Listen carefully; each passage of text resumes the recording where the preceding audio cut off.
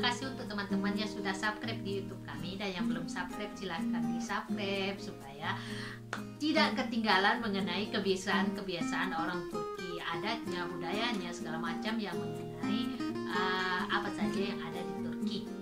Jadi teman-teman semuanya, untuk hari ini saya hanya ingin menceritakan suatu budaya atau kebiasaan orang Turki yang bisa buat kepala geleng-geleng, yaitu mengenai yang di samping saya ini. Ini dia adalah apa ini kira-kira? Ini adalah teh. Jadi bukan saja di Indonesia, tapi di Turki juga mereka terlalu berminat minum teh. Jadi teman-teman semuanya, orang Turki umumnya itu minum teh 6 gelas per hari. Nah, itu untuk yang tidak terlalu suka teh seperti saya ini misalnya. Jadi kalau 6 gelas per hari itu biasa. Nah, contohnya suami saya pagi minum teh 2 gelas, siangnya jam 10 di tempat kerja minum teh 2 gelas, kemudian makan siang minum teh lagi 3 gelas, kemudian jam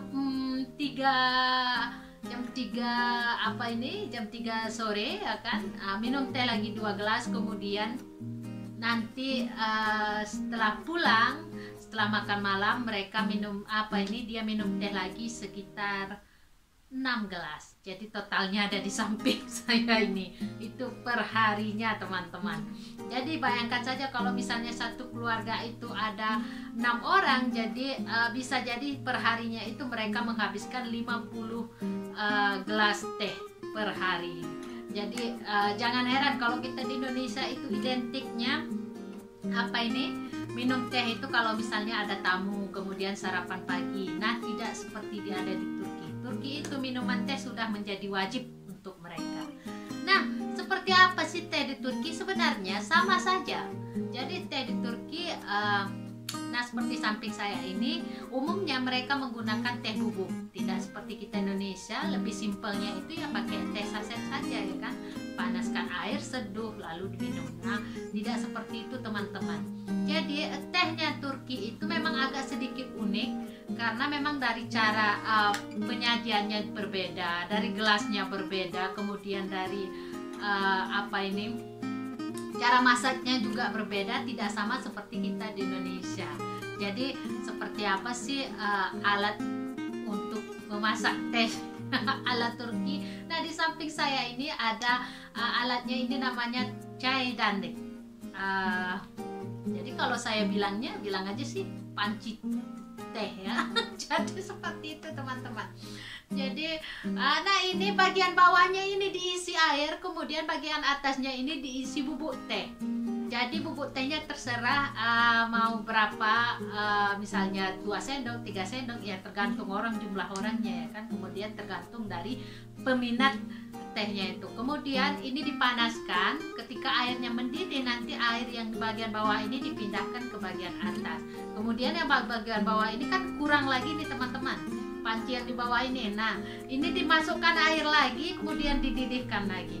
Nah, tidak seperti kita di Indonesia. Kalau kita di Indonesia langsung panaskan air, ambil tehnya, kemudian masukkan ke gelas, tambahkan air, sudah selesai ya kan. Nah, tidak seperti di Turki. Nah, di Turki ini semakin lama dia dididihkan tehnya ini, maka katanya ekstrak dari teh itu semakin baik. Nah, sebenarnya memang iya.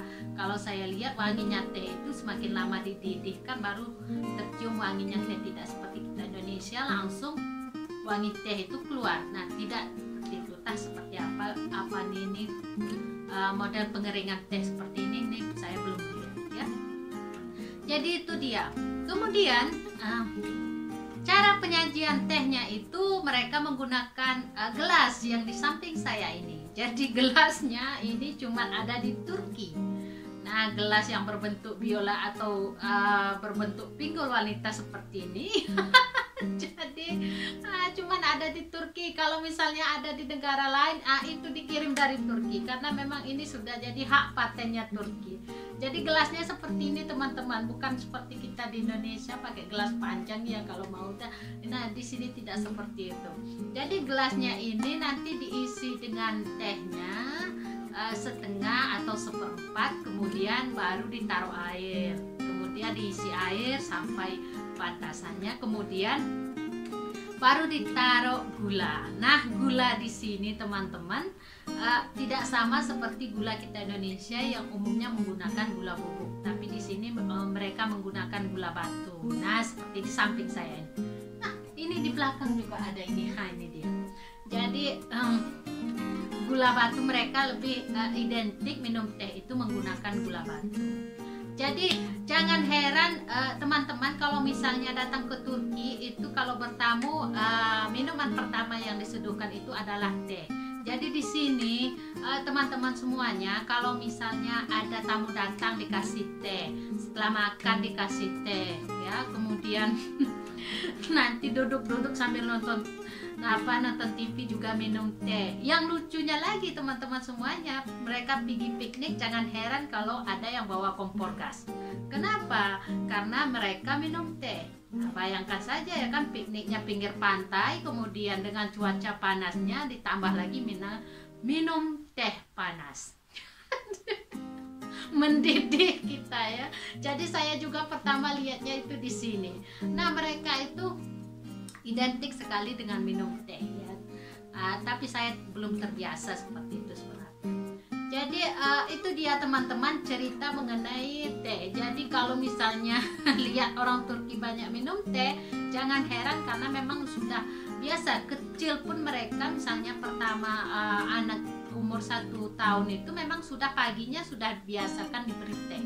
Jadi sebenarnya khasiatnya juga banyak sih, cuman kalau terlalu banyak kan udah tergantung apanya juga sudah termasuk kecanduan teh ya. Jadi itu dia teman-teman. Nah, sekilas tentang budaya ngeteh di Turki. Jadi kalau misalnya ada yang pasangannya suka banyak teh, nah siap-siaplah malam harinya Anda akan menyeduhkan teh sampai 8 gelas per hari. Malam harinya dari siang sampai malamnya itu bisa sampai 20 gelas. Jadi tidak sama seperti kita Indonesia, 1 gelas sudah cukup. Tapi kalau orang Turki ini tidak seperti itu teman-teman. Jadi itu saja mengenai budaya ngetehnya orang Turki. Semoga bisa jadi inspirasi untuk Anda. Assalamualaikum.